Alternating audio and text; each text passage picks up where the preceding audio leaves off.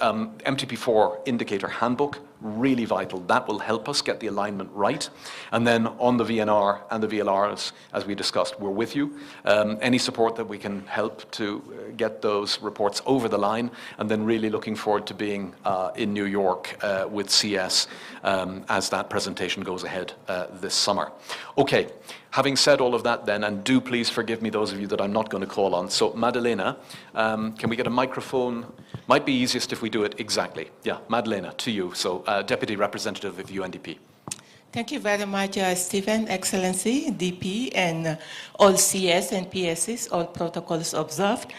Just quick one, yes, on the Africa Climate Summit, indeed, as part of the UN, we are all working together to support the implementations of those recommendations, especially on the ecosystem restoration.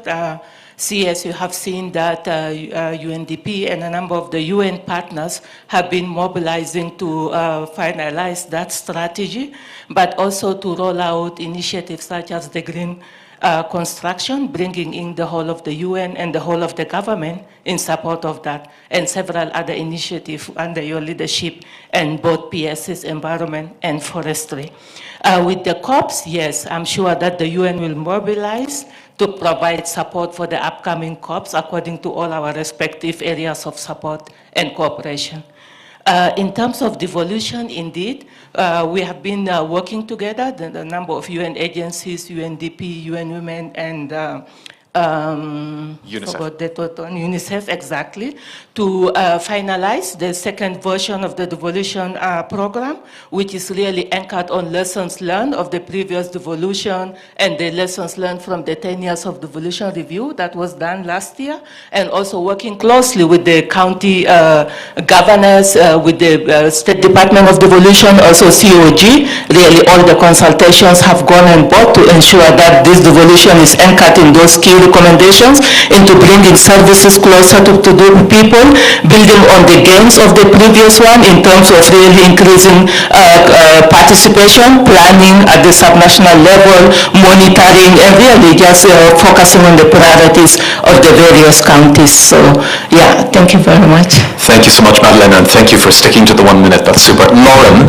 from WFP, our Country Director for World Food Programme. Thank you so much, Waziri. You often think of the World Food Programme just in terms of droughts and refugees and food aid, but we are also working with the PS very much, and UNICEF and others, on the social protection. And I think it's very important here in just 1 minute to say that we've helped the Ministry of Social Protection to really register 5.5 million Kenyans into the expanded social registry. So really making sure that the registry is connected, the vulnerable children, and getting them back to school, along with the elderly and others such as the disabled, who really need that connectivity to make sure that we're providing the most how shall I say it, comprehensive assistance to the most vulnerable, those that stand the greatest chance of being left behind. I think I made 1 minute. Thank you very, very much. So we'll come all the way over to here to Carla from FAO, just on agriculture and the circular economy in particular, because I think that was something Waziri really lent into. Thank you. Thank you very much, Your Excellency, the Deputy President, and also Waziri, the PSs here present. Of course, agriculture, there's no doubt, it's one of the priority of the bottom-up transformative economic agenda. It is the backbone of the economy of this country. If we look at the contribution that really, of course, to the GDP and the opportunities in terms of job creation, and it's where actually the circular economy comes in, that responds actually to the priority of this country when we talk about the food system summit, and where Kenya really embraced and where the national, of course, pathways came from this engagement. bringing all stakeholders. And of course, the circular economy was really identified, looking at, of course, women and young people, looking at the climate action that is really so critical, that impacts in agriculture, and the needs to make sure that we address those challenges by building resilience, digitalization, which is really critical. So we are really working very closely together as UN. I could really call you need to hear, where we are looking at how do we ensure that, of course, production and productivity, which is critical, is done in a sustainable way, bringing the climate smart agriculture, where we produce, of course, more with, of course, wasting resources, where we are really looking at the sustainable consumption. And of course, this includes, of course, the changing also the mindset on how do we bring the health diets into the pictures. And those are issues, of course, that as UN, we really work together to be able to contribute to the priorities of this country, to, of course, responding to the vision of the government of Kenya to be able to attain the, of course, the sustainable development. In that, of course, in that note, I really want to take this opportunity when I talk about the Food System Summit, particularly +2, where I had the privilege to accompany His Excellency the Deputy President to Rome, and where, of course, he really positioned Kenya in this picture. And as I really am exiting, I want to thank really the collaboration, the partnership, the vision of this country, and all the support that really is being provided to the UN to be able really to do the great work that we need to do in order to help this country to strive and really reach the goals that are really set, looking at the vision of the bottom-up economic transformative, of course, agenda, and the vision, of course, 2030. So thank you very much. Thank you so much, Carla. We'll go straight to Medhin on the triple threat.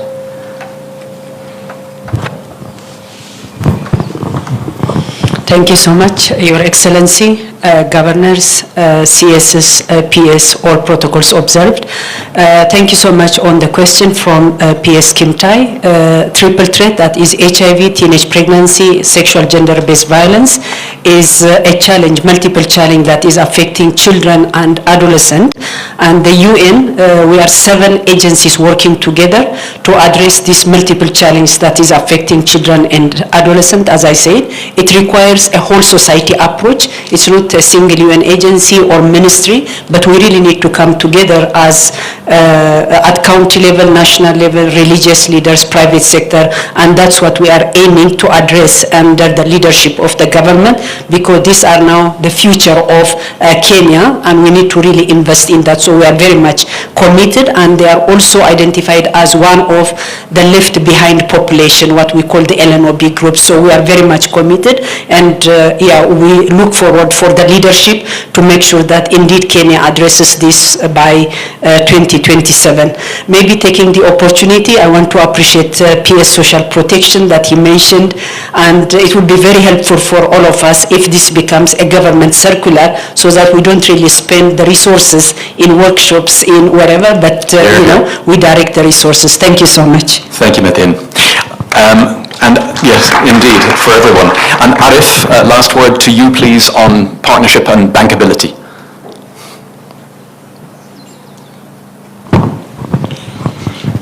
Thank you very much, Your Excellencies. I think the word bankability was also kind of echoing what Dr. Jackson referred to as the plight of middle-income countries where ODA and grant funding shrinks, and this move from SDG funding to financing, and Kenya is exactly at that point.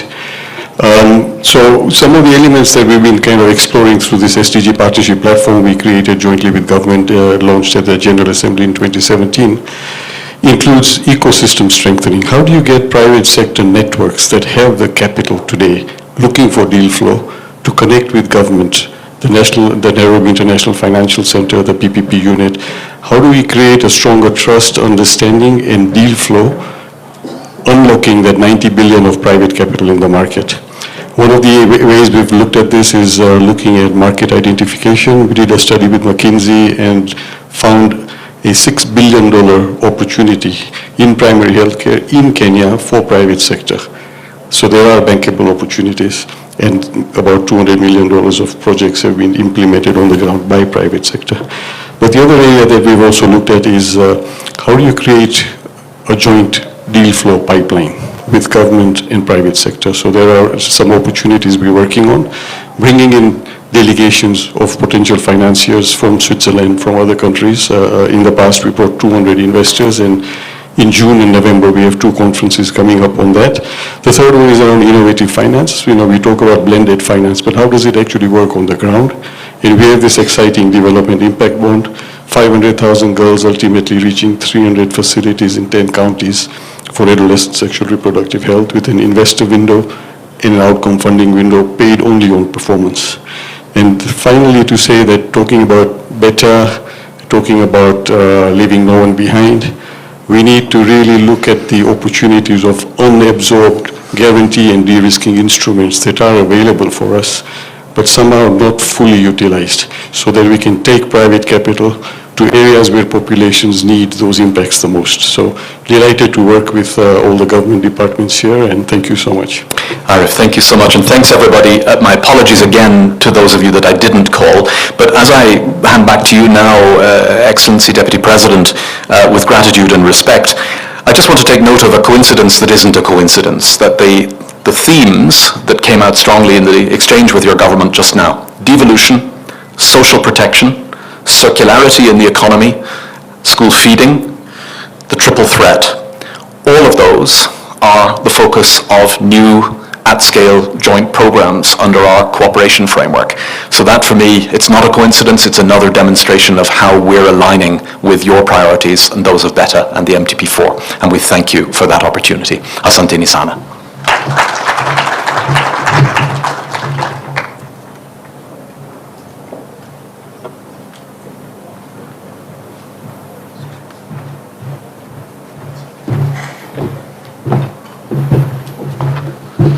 Your Excellency, ladies and gentlemen, we are now coming to the close of our session, and we want to thank Dr. Jackson and the team for the presentation. I think from this conversation, what is important is that we have confirmed alignment of our projects and our programs, but even as we do so, we recognize that the devil is always in the detail. And therefore, as we move forward through the framework of coordination that has been established under the Office of the Deputy President, we trust that the next step is to go down to the granularity of the activities and make sure that we are undertaking activities that are perfectly aligned, in fact, perfect synchrony with what government is seeking to achieve, because there will never be enough resources to implement projects. But if we then bring together the limited resources available both from the development partner and government, then we have a greater impact. So that will be our next step from here, that we are then able to use our joint sector working groups and all the other collaboration frameworks that have been established to drill down into the specific activities, to make sure that all these activities are prioritizing the key events that government is pursuing, so that that then becomes what is perfect synchrony for implementation of our projects. So we welcome the recommendation for the system in particular. I think our team will take that into advisement and seek mechanisms to make sure that we can now see the real details, both for what is development partner financing to government, but also what goes to non-state actors. Because we need to make sure that we are implementing in a synchronized manner what is being done by government, what is being done by NGOs, what is being done by churches. We're all moving in the same pathway, and so we look forward to the use of that system.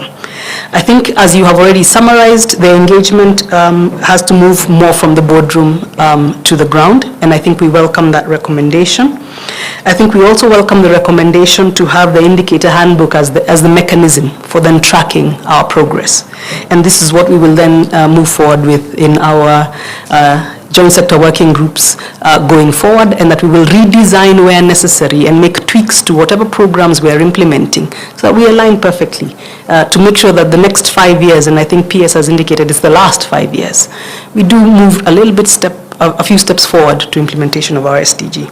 Your Excellency, we want to take advantage now that charity begins at home. We have identified a few places we can speak to on some of the programs. ODP is specifically implementing.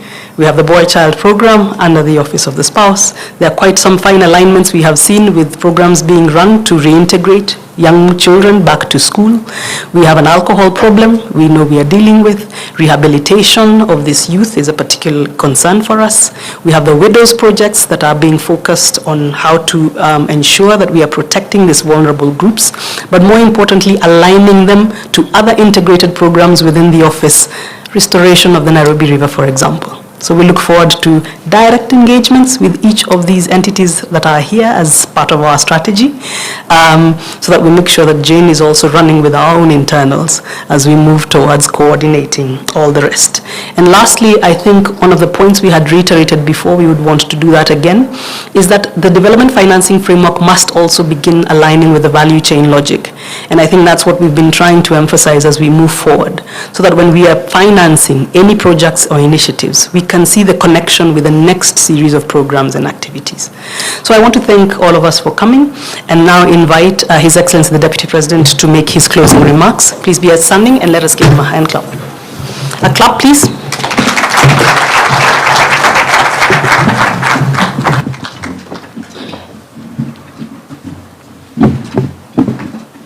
Thank you very much. Please be seated.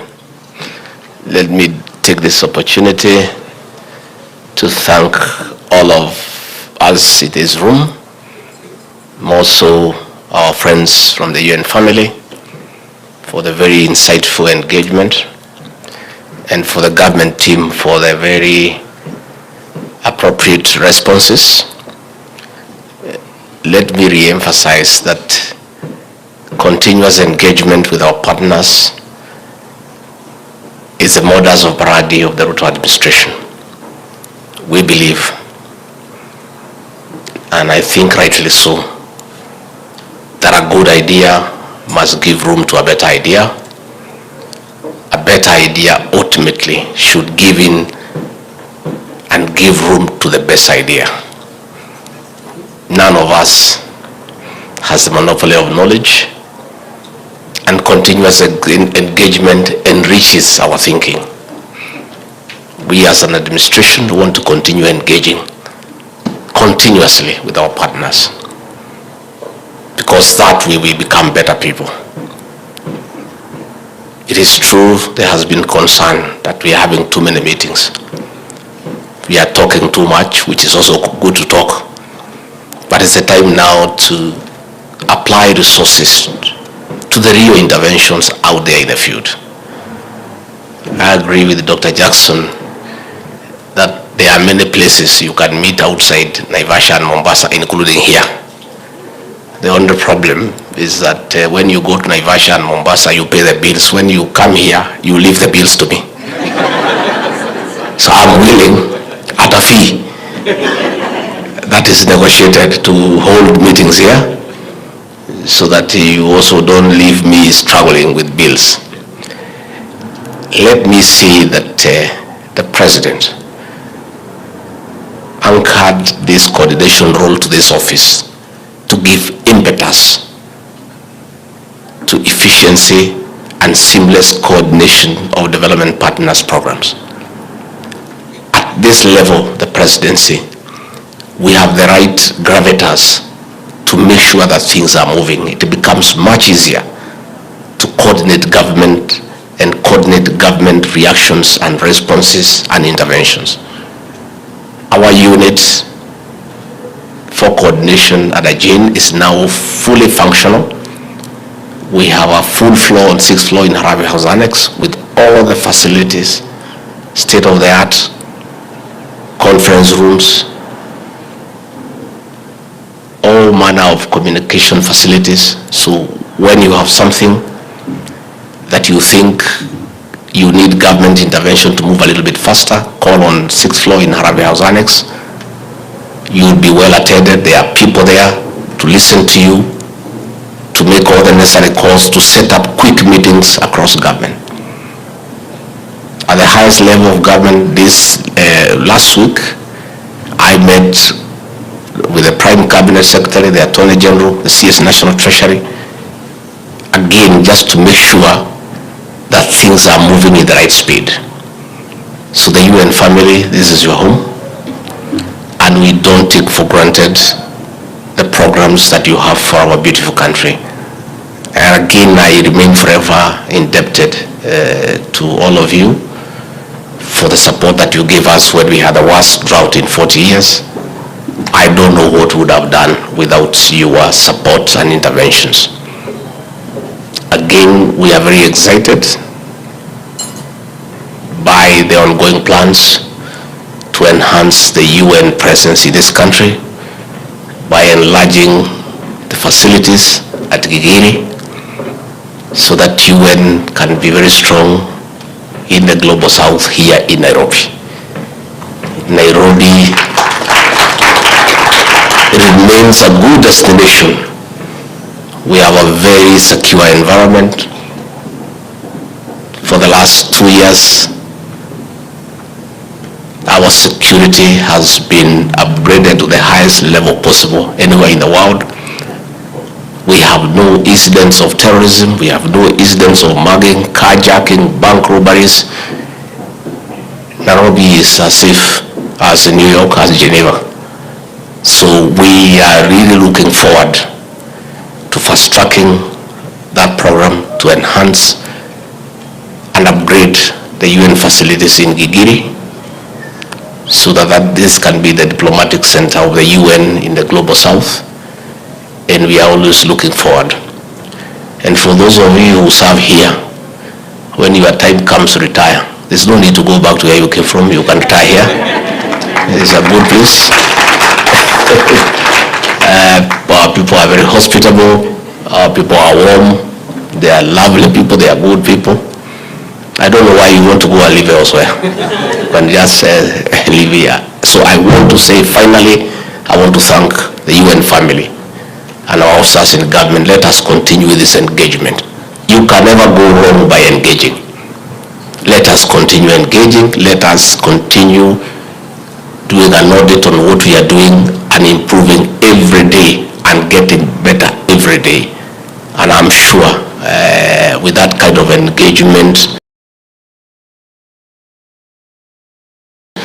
we'll be able to implement our programs, and we'll be able to make lives much better for our people. So once more, I want to say asanteni sana. Thank you very much. I wish you well. We are around. We'll continue with these engagements. And whenever you think that you need to have me around, I'm always available at short notice because that's what I'm paid to do. And I get a salary every 30th, so I must earn it by just being available to engage. And once we do that, we'll be better people and we'll achieve much more than we would have if we were not engaging. So with those very many remarks, asanteni sana, go well and greet those that you find wherever you go. Madam, as you go to your new duty station, I remember with a lot of fond memories the support you gave us in Rome. I would have wished if it were in my power for you to stay around a little bit longer, but the matter is beyond me, so ours is to wish you well. But please be coming to visit us. We are not bad people. And when you finish your tour of duty, you may want to come and settle here. Thank you very much. May God bless you and bless your country. Your Excellency, we wish to request for a photo session with the resident coordinator, Dr. Stephen Jackson, please. We're going to have 2 sets of photos. Your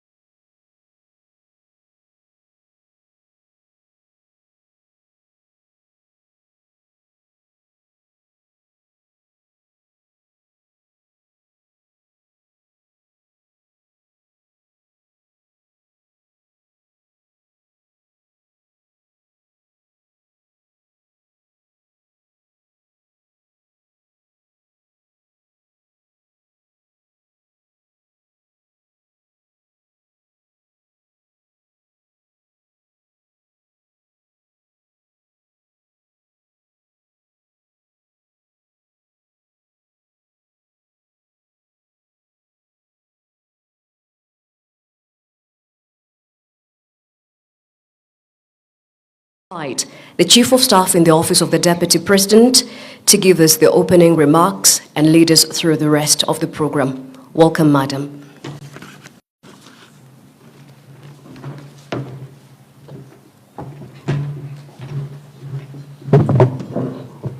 Your Excellency, Deputy President, Honorable Rigathi Gachagua, the Cabinet Secretary present, Attorney General, Secretary to Cabinet, Governor Cecily Mbarire, representing the Council of Governors, all Principal Secretaries present, and the UN family, good morning. Mine is a very simple task, Your Excellency, which is to welcome our guests to this very inaugural meeting that has been convened, meetings to engage with our development partners, to seek to align our programs with the priorities and priorities of our respective ministries. So today's session, not only just a bonding session between our teams, but also that opportunity to reflect on what is planned and how we can align, in line with the Paris principles, how we shall implement our programs going forward.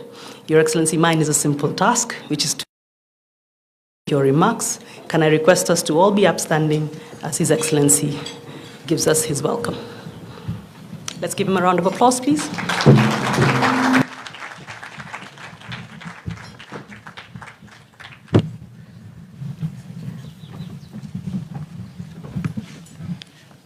Thank you very much. Please be seated.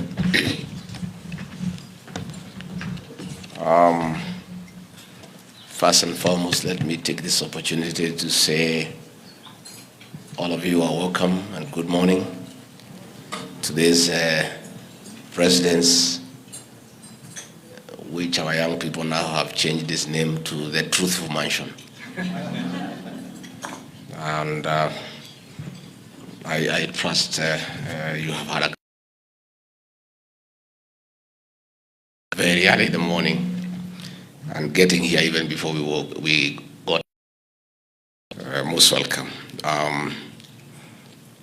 The UN family, it's a great morning to meet you in Kenya and top government officials to take stock of the year 2023 and focus on the outlook for the year 2024. This is critical for the government of Kenya and the entire UN family. Such an occasion gives visibility around for both parties at the highest level. It is also a moment to recommit to our mutual accountability. From the outset, I assure you that the government of Kenya, under the leadership of its President William RUTO, is taking great strides in setting the stage for a new agenda for Kenya.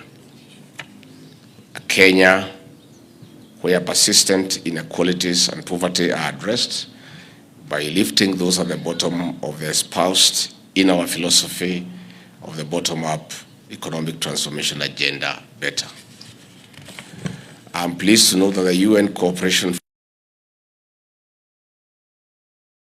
and aligns with our administration's main development priorities for the economy and society. In particular, the UN Kenya's focus on public-private partnerships, the push for job creation, support for the youth, and the green transition of Kenya's economic development. The government is driving the agenda for the good of our people. This ambition corresponds with that of the UN family, by pooling resources for more transformative impact of the UN activities in Kenya. I recognize and welcome that UN Kenya is moving away from smaller individual agency projects to a more joint UN action with the pooled funding. Further, the strategic set of joint programs being developed by line ministries and UN entities together with a wide range of stakeholders.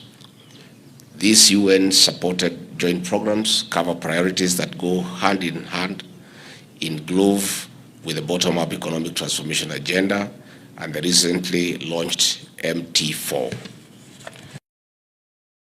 Ladies and gentlemen from the UN family and from our government, together we build a Kenya with a environment for public and private sector to work together through innovative partnerships.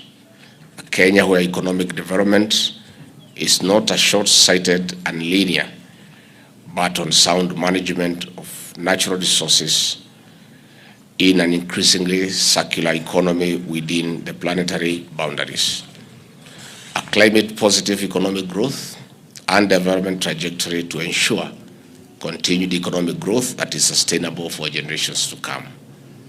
A Kenya where young people find meaningful jobs, where poverty is reduced and income more evenly distributed. Distinguished ladies and gentlemen, the long-term impact of the devastating drought occasioned by the 5 consecutive failed rainy seasons, followed by the devastating El Nino flooding in 2020, reinforce the long-standing urgency for bolstering food security, humanitarian response, and resilience. Notably, we had a great joint response.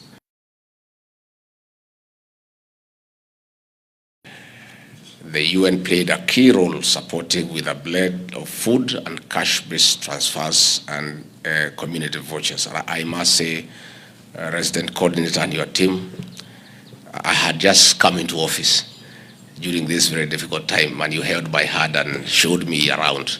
Because I had just come from the bush, I didn't know how to go around this space.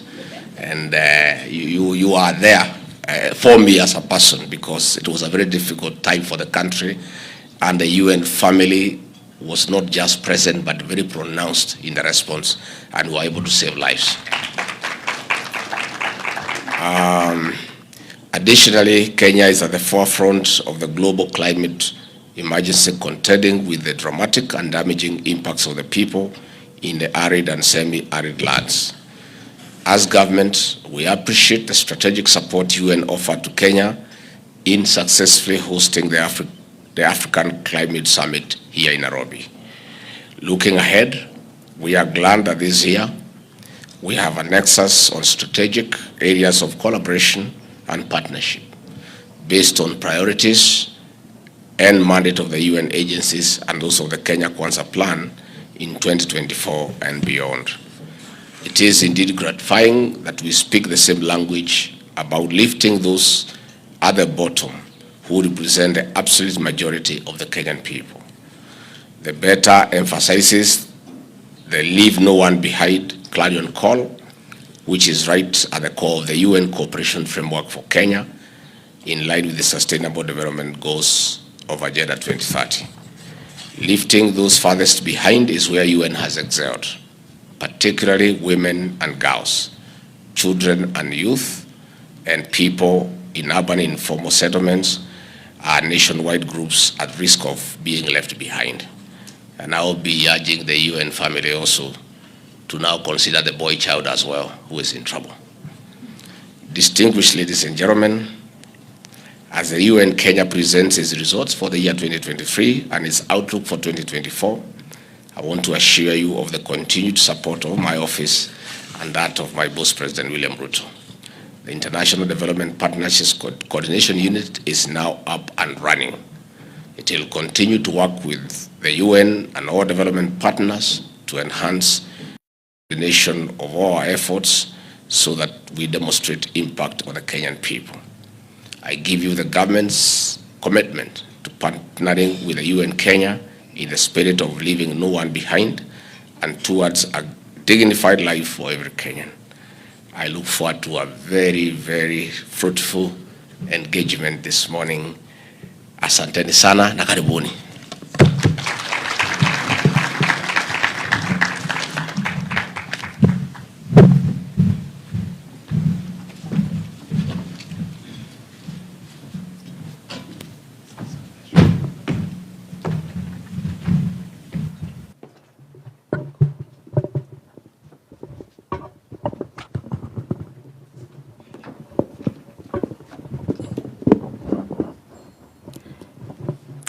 Your Excellency, Deputy President, Honorable DP.GACHAGUA, all Cabinet Secretaries present, Governor Sest Verire, all Principal Secretaries present,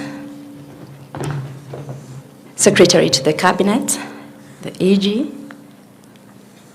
the UN Resident Coordinator, Stephen Jackson, and the entire UN family, and all invited guests, good morning. My name is Jane Kiringai, and the advisor at the Office of the Deputy President. And it's really, we're delighted as a unit to just have this meeting kick off. And as the Chief of Staff indicated, this is a meeting that will set a tone in a series of meetings that we intend to have with other partners. So we're glad that from the front and setting the tone and setting the agenda.